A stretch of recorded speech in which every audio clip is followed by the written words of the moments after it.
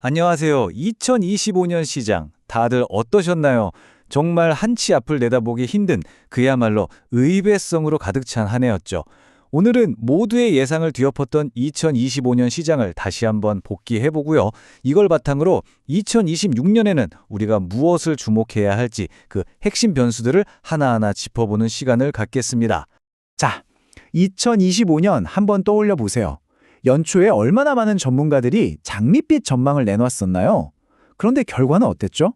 그 예측들이 보기 좋게 빗나가면서 많은 투자자분들이 혼란에 빠졌습니다.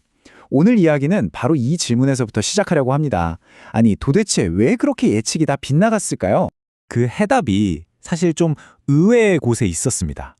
2025년 시장은요, 우리가 흔히 보는 숫자나 데이터보다는 마치 살아있는 생물처럼 아주 독특한 모양을 그리면서 움직였거든요. 지금부터 그 해 시장을 딱 정의했던 두 가지 핵심적인 모양을 보여드릴게요. 네, 바로 이겁니다. 2025년 시장은 이 두 가지 아주 극적인 모양으로 요약이 돼요. 먼저 주식과 금리는 4월에 한번 깊게 푹 꺼졌다가 마치 나이키 로고처럼 역동적으로 솟구쳐 올라서 연초보다 더 높은 곳에서 한 해를 마무리 지었습니다. 이걸 나이키형이라고 부르죠. 반면에 환율은 완전 정반대였어요. 연초에 1480원대까지 치솟으면서 공포를 주더니 연말에 급격히 꺾이는 완벽한 V자 반전을 보여줬습니다. 바로 이 두 가지 모양이 2025년의 예측을 무너뜨린 주범이었던 셈이죠. 그런데 투자자들을 더 힘들게 했던 건 바로 이 변덕스러운 내러티브였어요. 시장의 이야기가 분기마다 180도씩 바뀌었으니까요. 1분기에는 역시 미국뿐이야 라면서 돈이 막 몰리더니 바로 다음 2분기에는 미국을 팔아라 라는 목소리가 커졌습니다.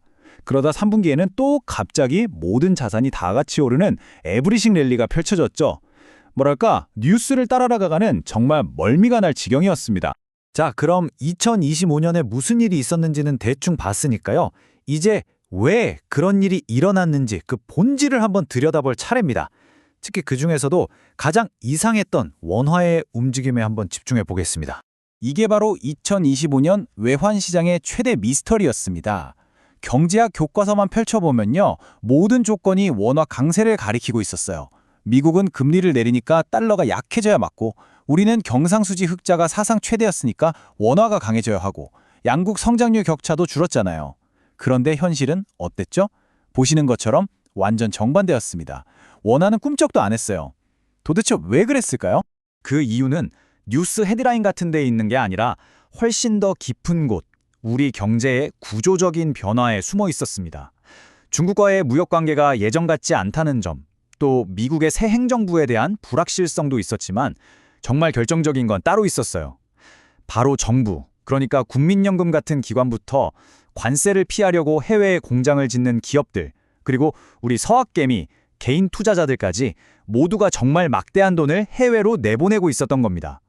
이 거대한 자금의 흐름이 달러 수급의 판 자체를 바꿔버린 거죠. 자, 2025년에 대한 복귀는 이 정도로 하고요. 이제 정말 중요한 우리의 시선을 2026년으로 한번 돌려보겠습니다. 내년 시장을 뒤흔들 아주 거대한 정책적 그리고 정치적 변수들이 우리를 기다리고 있습니다. 2020년 달러의 향방을 이해하는 핵심 키워드는 바로 이 위컷 달러입니다. 이게 우리가 아는 약달러랑은 개념이 완전히 달라요. 미국 스스로 약해지는 게 아니라 다른 경쟁국 통화들이 미국 달러보다 더 강해지게 만드는 전략이거든요. 쉽게 말해서 우리 집은 그대로인데 옆집이 더 부자가 되게 만드는 그림인 거죠. 이렇게 해서 미국의 경제 패권은 그대로 지고 있으면서 수출 가격 경쟁력은 높이려는 아주 영리한 셈법이라고 할 수 있습니다. 그리고 2026년 달력에는요, 반드시 빨간 펜으로 동그라미 쳐놔야 할 날짜가 두 개 있습니다. 바로 상반기에 있을 연준 의장 지명과 하반기에 미국 중간선거입니다. 이 두 가지 이벤트가 시장을 아주 크게 흔들 텐데요. 특히 중간선거를 앞둔 정부 입장에서 유권자들의 표를 얻기 위해 가장 신경 쓰는 게 뭘까요? 맞습니다. 바로 물가입니다. 서민들 지갑 사정과 직결되는 이 물가를 잡기 위해서 아마 모든 정책 수단을 다 동원할 가능성이 아주 높습니다. 바로 이 문제가 2026년 세계 경제가 마주할 가장 큰 도전 과제가 될 겁니다. 인플레이션이 연준의 목표치인 2% 위에서 쉽게 내려오지 않고 고착화되는 위험. 그러니까 이 높은 물가가 감기처럼 잠시 앓고 지나가는 게 아니라 만성질환처럼 우리 곁에 계속 머무를 수 있다는 거죠. 자, 지금까지의 분석을 통해서 2026년의 큰 그림을 한번 그려봤는데요. 그럼 이제부터는 우리 투자자들이 이 복잡한 환경을 어떻게 헤쳐나가야 할지 구체적이고 또 실행 가능한 투자 전략의 핵심을 짚어보겠습니다. 이 복잡한 2026년 시장을 항해하기 위한 나침반은 딱 3가지 방향을 가리키고 있습니다. 첫 번째는 단기적인 뉴스 파도에 휩쓸리지 말고 기업의 본질, 즉 펀더멘털이라는 굳건한 뿌리에 집중하는 거고요. 두 번째는 환율의 새로운 법칙을 이해하고 그 안에서 기회를 찾는 겁니다.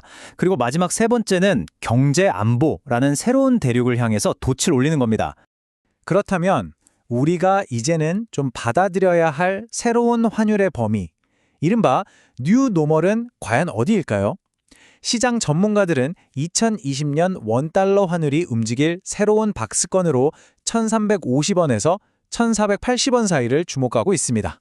이 숫자를 꼭 기억해 두실 필요가 있겠습니다. 아니 그럼 환율이 1480원이라는 이 천장을 쉽게 뚫고 올라가지 못할 거라고 보는 이유는 뭘까요?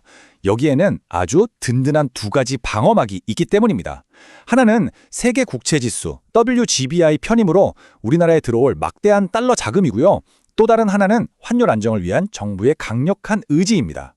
바로 이 2가지가 원화 가치가 끝없이 추락하는 걸 막아주는 든든한 안전핀 역할을 할 거라는 거죠. 자, 마지막으로 2026년 투자의 가장 중요한 키워드, 바로 경제 안보입니다. 이제는 단순히 돈을 잘 버는 기술을 넘어서서요. 아예 국가가 명운을 갈고 지키고 키우는 그런 전략 산업에 주목해야 합니다. 여기 보시는 양자 컴퓨팅이나 우주산업, 그리고 AI를 활용한 국가 방어 시스템인 제네시스 미션 같은 분야들이 바로 그 예죠. 이런 것들은 더 이상 단순한 테마가 아니라 미래의 성장 동력이자 국가의 생존 전략이 될 겁니다. 2026년을 마무리하면서 이 비유 하나는 꼭 기억해 주셨으면 합니다. 인플레이션을 2% 목표치까지 낮추는 그 마지막 과정은요, 마치 90점짜리 학생이 하버드에 가기 위해 마지막 5점을 올리는 것과 같다는 겁니다.